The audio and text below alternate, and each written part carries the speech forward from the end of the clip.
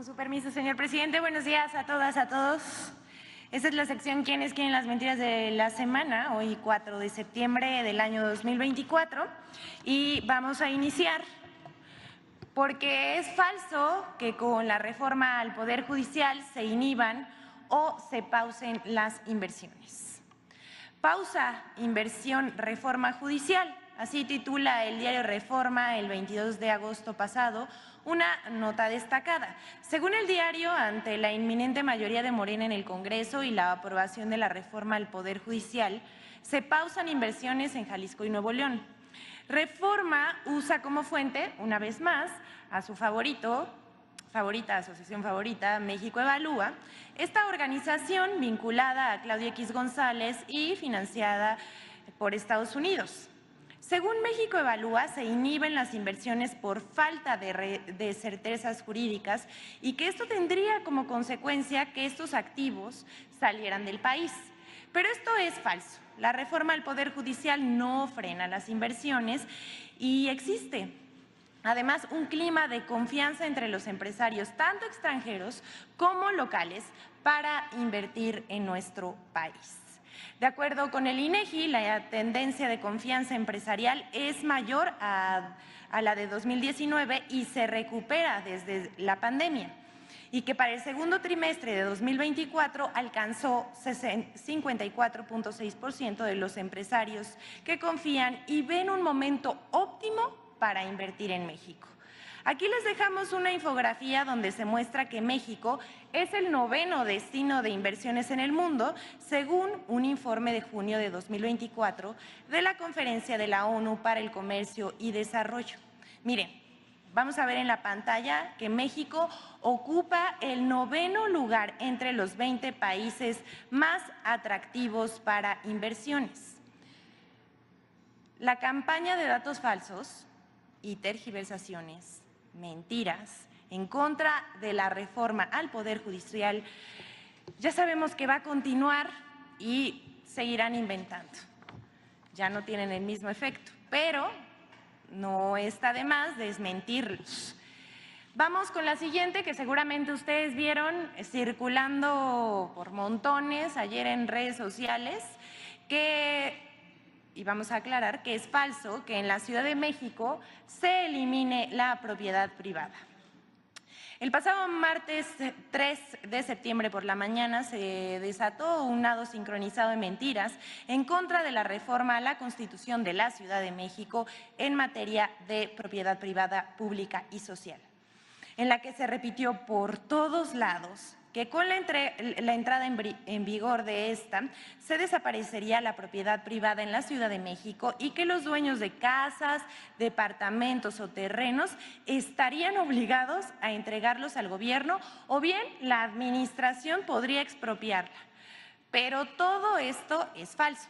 Sin embargo, vamos a ver en la pantalla quién se unió al nado sincronizado, porque en primera fila Sergio Sarmiento, Agustina Tonetti, Pascal Beltrán del Río, David Páramo, Lili Telles, entre otros, armaron un escándalo en redes sociales y grupos de WhatsApp para intentar engañar a la gente. Y ahí les va.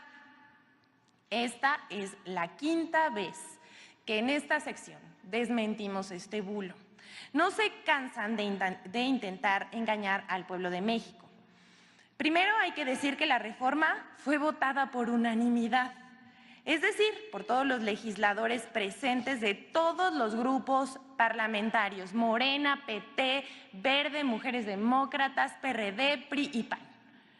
La nueva reforma en materia de propiedad establece como principio la propiedad privada, pública y social, en los mismos términos del artículo 27 de la Constitución Política Mexicana, que es garante de la propiedad privada. ¿Cuál es el objetivo de reformar la Constitución de la Ciudad de México? Pues es buscar un desarrollo justo, armónico y con acento social en la ciudad. En ningún lado dice que se expropiará la propiedad privada o que la gente no pueda adquirir más de una propiedad. La reforma es para que se reconozca no solo la propiedad privada, sino a los regímenes de propiedad pública y social.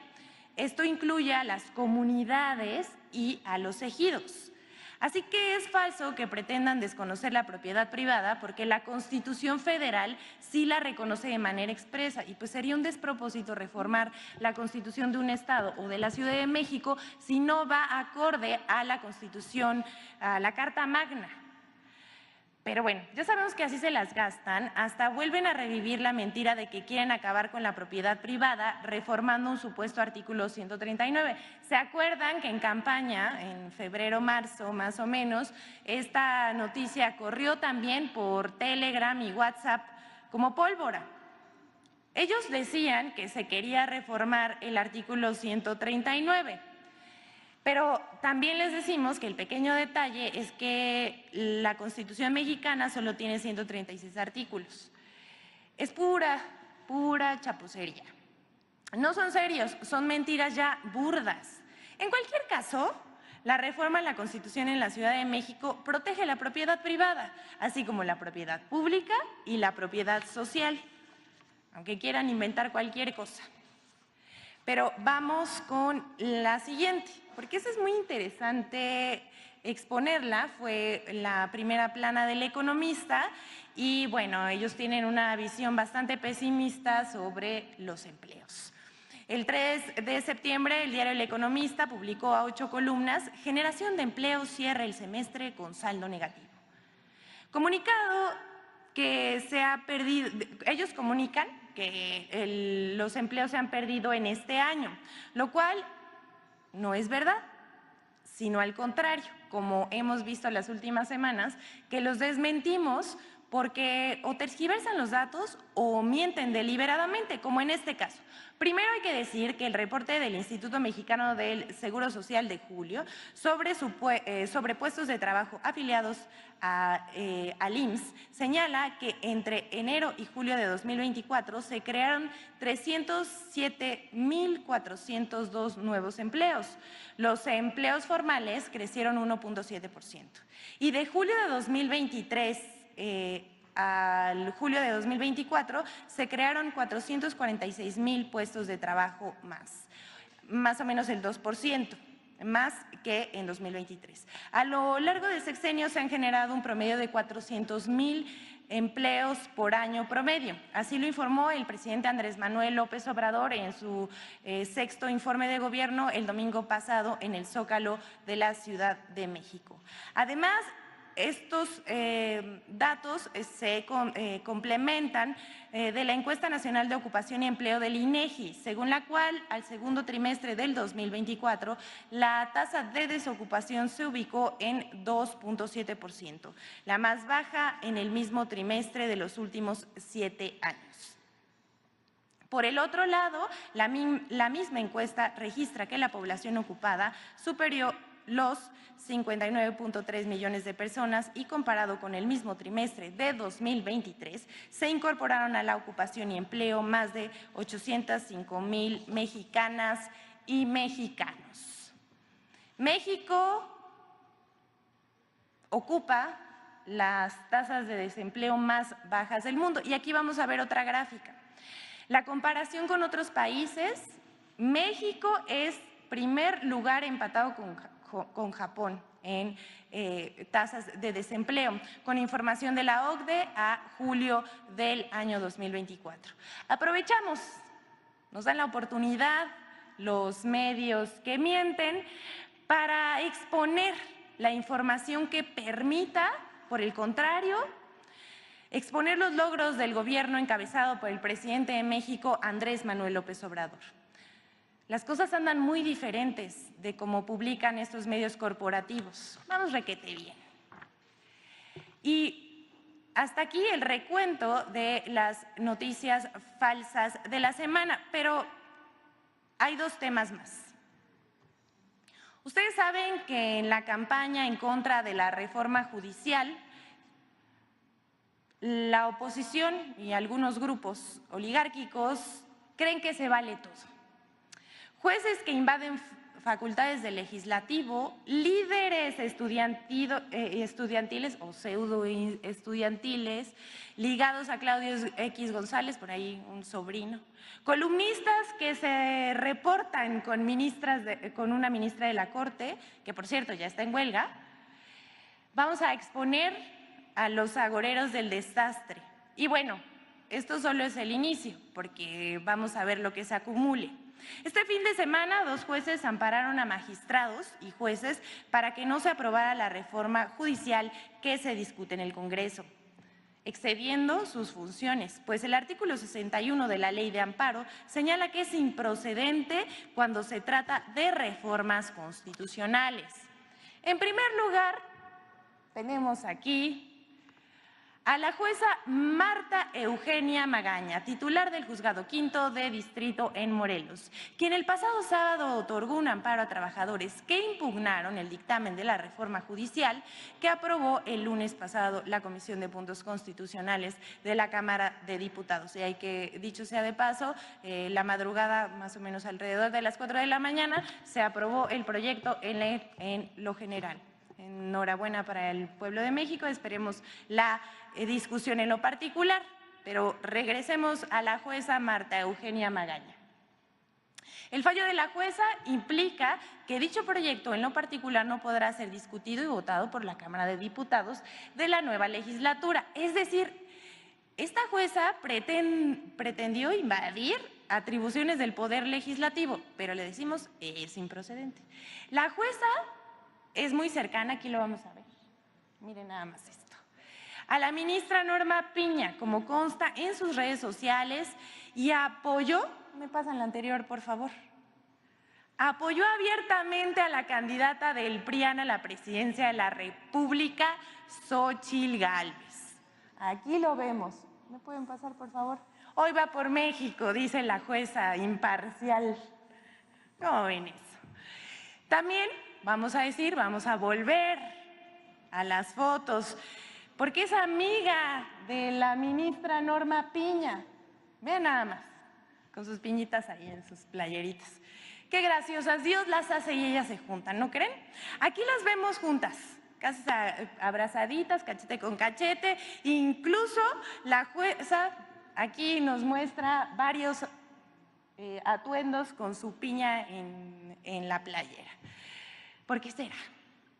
Miren, más allá de esto, a que pues claramente no es una jueza que se rija por el principio de imparcialidad, no es la primera vez que esta jueza hace uso de su investidura para torcer la ley.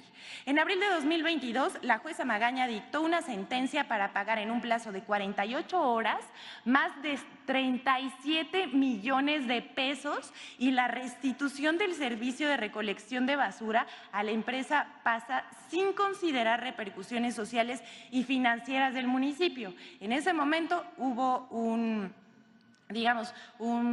comunicado también de parte de la presidencia municipal, porque esto era un daño al erario, no se podía solventar, pero la jueza le dio la razón a la empresa. Ya saben, lo que no suena lógico suena metálico. El otro caso, dejando un poco a Marta Eugenia Magaña, jueza de Morelos, es el de Felipe Consuelo Soto, juez tercero de distrito de amparo y juicios federales en Chiapas, que otorgó el amparo, del que hablábamos en un inicio, y dictó como medida cautelar detener la aprobación de los congresos de los estados de la reforma constitucional del Poder Judicial. Pero tampoco procede. Y miren, este es el caso de los jueces, pero vamos con otro caso que también vimos el día de ayer. Es un episodio picaresco de los defensores del Poder Judicial.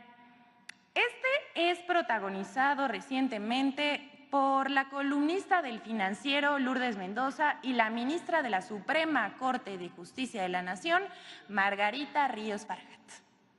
Debido a un error de la mismísima Lourdes Mendoza, colaboradora del Financiero, ADN 40 de TV Azteca, Revista Vértigo, Eje Central y La Lista News, Ella compartió una captura de pantalla de WhatsApp de la conversación con la ministra de la Suprema Corte de Justicia de la Nación, Margarita Ríos Farjat, a quien Mendoza le pide el visto bueno para publicar su columna en El Financiero, como si de su patrona se tratara. Miren, vamos a ver lo que dice el chat. Y hay que hacer otra vez la precisión de que esto fue filtrado precisamente en los estados de WhatsApp de Lourdes Mendoza. Esto es público. Aquí con nombre y apellido. Dice, le contesta a su columna la ministra Margarita Ríos Farjat, le dieron un gran espacio en El Financiero, Lourdes, excelente. Así le dice. Y luego le responde Lourdes Mendoza, gracias, ministra, el miércoles vuelvo con el tema. En la noche se la mando para visto bueno. Por favor, manitas de por favor. Y luego le vuelve a responder Margarita Ríos Farjat y le dice, sería interesante platicar con sus amigos del Financiero, ya ahí como pidiendo que la entrevisten o algo. Y se pone a su disposición, no solamente le pidió el visto bueno Lourdes Mendoza a Margarita Ríos Farjat, sino que pues ya que vas por ahí, ¿no? No te vayas de vacío, y le dice, usted dígame y yo lo organizo de inmediato. Bueno, debido a esto y al error de la columnista que compartió su conversación con la ministra pidiendo su aprobación, su visto bueno, ¿no les parece que este chateo es interesante? Bueno, pero si vemos la columna lo vamos a entender mejor. Aquí ella tituló Pueblo aguanta, los estudiantes se levantan, dedicado al éxito arrollador de la movilización de estudiantes contra la reforma judicial, que más bien eran unos veteranos agarrando una pancarta, llevados ahí, y que pues básicamente llevaron a algunos jóvenes que sí mostraron su desconocimiento y su profunda desprecio por el pueblo de México y la democracia. Pero bueno, ese es tema de infodemia, que ahorita lo vamos a ver. Miren, Mendoza se justificó horas más tarde por pedirle la aprobación a la ministra Ríos Farjat para publicar el texto diciendo que hay que tener fuentes de primera. Yo no creo que alguno de ustedes le pida autorización a alguien quien entreviste para publicar lo que ellos mismos dicen, pero pues si se trata de pedir el visto bueno, ahí cambia la cosa. No, no son fuentes de primera, son patrón y empleado. Pero nadie le creyó a la también asistente a las mesas de Atypical TV encabezadas por Carlos Alarraqui. Como decía yo al principio, Dios los hace y ellos se juntan. Pero bueno, vamos a pasarnos el mal trago porque aquí vemos claramente complicidades, amiguismos y por qué este poder judicial se exhibe una y otra vez como un poder que no es autónomo, que tiene muchas colusiones y muchos privilegios también. Vamos a pasarnos esto porque vamos a tirar un poco de aceite, como dijera el presidente, porque su administración, su aprobación, es una aprobación histórica al cierre de su administración. Estas son buenas noticias, decía yo, solo queremos presumir que el presidente de México de 2018 a 2024, el licenciado Andrés Manuel López Obrador, cierra su administración con una aprobación del 71% del promedio de las encuestas, con lo que supera a sus 4 antecesores en los 68 meses a cargo del Poder Ejecutivo. En esta gráfica que estamos viendo es un pool de encuestas que se hicieron durante 68 meses de diferentes empresas que se dedican a medir no solamente la aprobación del presidente, también algunas otras cosas, pero en este caso en específico eso es.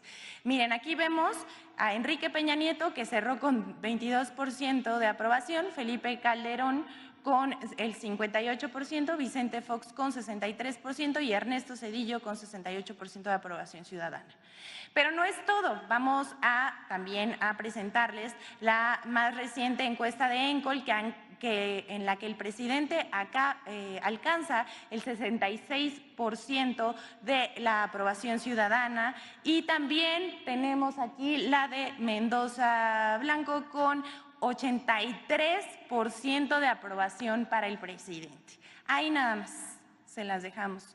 Les recomendamos no comer aguacate porque sabemos que este tipo de cosas le molesta mucho a la oposición. Pero ya para terminar esta sección vamos a presentar la colaboración con Infodemia sobre las mentiras que se han dicho sobre la reforma al Poder Judicial. 5 mentiras que marcharon en contra de la reforma al Poder Judicial. 1. Falso que la reforma al Poder Judicial provocará una dictadura. 3 poderes es democracia, 1 solo es dictadura. Claro, no estamos a favor porque vamos a perder nuestra democracia. Me preocupa mucho que de la noche a la mañana tengamos una dictadura. La reforma no propone la desaparición de ninguno de los 3 poderes de la Unión, ni el cambio del régimen político establecido en la Constitución. Por el contrario, propone el fortalecimiento del Poder Judicial a través de un método democrático, es decir, la elección de jueces, magistrados y ministros. Además, establece una nueva integración de la Suprema Corte de Justicia de la Nación. 2. Falso que cualquiera, incluso delincuentes, pueden ser jueces, magistrados y ministros. Mi justicia va a estar en manos de alguien que está ahí porque es popular y no porque está preparado, ¿no? Las personas que sean propuestas para ser jueces pueden provenir de un partido político, de un grupo empresarial, o puede provenir incluso del crimen organizado. La reforma del Poder Judicial abre la puerta a que cualquiera pueda ser un juzgador. Dígase violadores, asesinos, narcotraficantes. La reforma al Poder Judicial establece requisitos para ser electo magistrado, juez o ministro, entre los que destacan ser al menos licenciado en Derecho, calificaciones mínimas en las disciplinas del derecho afín a la candidatura y experiencia. Además, la reforma plantea la creación de comités de evaluación que seleccionarán los perfiles. Será facultad del Senado recibir las postulaciones y verificar que las candidaturas cumplan con los requisitos de elegibilidad establecidos en la Constitución y las leyes. 3. Falso que la reforma al Poder Judicial provocará pérdida de derechos y elimina el amparo. Todo lo que pretenda el Poder Ejecutivo se va a cumplir. No va a haber más derechos fundamentales o una defensa para los derechos fundamentales, los derechos humanos. Principalmente la pérdida de los derechos, la pérdida del amparo, que es para nosotros tan importante. La reforma al Poder Judicial no propone la desaparición del amparo ni la modificación de la Ley General de Amparo. Tampoco se propone la eliminación de algún derecho concebido en el título primero de la Constitución Política. Por otro lado, garantiza los derechos de los trabajadores del Poder Judicial. 4. Falso que un partido político seleccionará a los jueces, magistrados y ministros. El presidente saliente y la presidenta entrante van a terminar poniendo a todos los jueces, magistrados, ministros, los van a tener en la bolsa. Con una influencia tan importante como la que se tiene desde la presidencia, pues es evidente que las listas que van a prosperar son las postuladas por la presidencia en el ámbito federal y por los gobernadores en los ámbitos locales. La reforma prohíbe explícitamente que los partidos políticos realicen actos de proselitismo a favor de alguno de los candidatos a jueces, magistrados y ministros. Por otro lado, serán los ciudadanos, no los partidos políticos, quienes elegirán a través del voto directo a los magistrados, jueces y ministros. 5. Falso que el pueblo es ignorante y que no entiende la reforma al Poder Judicial. La gente ni siquiera sabe qué es el Poder Judicial, la gente no entiende qué hace el Poder Judicial. El pueblo no sabe ni escoger pareja y quieren escoger un juez. Las personas, honestamente, pues ya vimos cómo funcionan los presidentes municipales, los regidores, los diputados, no sabemos elegir eso. Porque creo que la gente es muy fácil de manipular, la gente es muy fácil de convencer de una ideología. Si el día de mañana la población, que para empezar no conoce quiénes son sus concejales, sus diputados locales, federales, senadores, pues entonces, ¿qué nos hace creer que van a saber a escoger a quiénes van a ser realmente los correctos impartidores de justicia? La afirmación realizada por miembros del Poder Judicial, estudiantes de Derecho, políticos y comentaristas parte de que ellos tienen la razón y que todos los demás son ignorantes, despreciando la opinión de las personas por el solo hecho de no coincidir con ellos. Por otro lado, olvidan que según la Constitución, la soberanía nacional reside esencial y originariamente en el pueblo. Todo poder público dimana del pueblo y se instituye para beneficio de este. El pueblo tiene en todo tiempo el inalienable derecho de alterar o modificar la forma de su gobierno. Infodemia. Es cuanto, señor presidente. Gracias a todos. Buen día.